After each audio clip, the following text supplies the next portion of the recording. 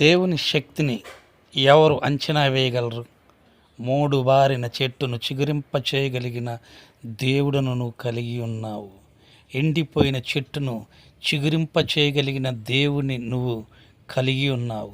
ఎండిపోయిన చెట్టుకు ఆయన జీవాన్ని పోసి దానికి ఫలాలు ఇవ్వగలిగిన దేవుని నువ్వు కలిగి ఉన్నావు ప్రియ సహోదరుడా.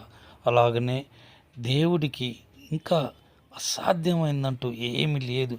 ఎండిపోయిన ఎముకలకు జీవాన్ని కలుగు చేసి వాటికి చర్మమును కప్పి వాటికి మాంసమును నరములను రక్తములను ప్రవహింపచేసి కొన్ని లక్షల ఎండిపోయిన ఎముకలకు జీవాన్ని కలుగు చేసిన దేవుని నువ్వు కలిగి ఉన్నావు.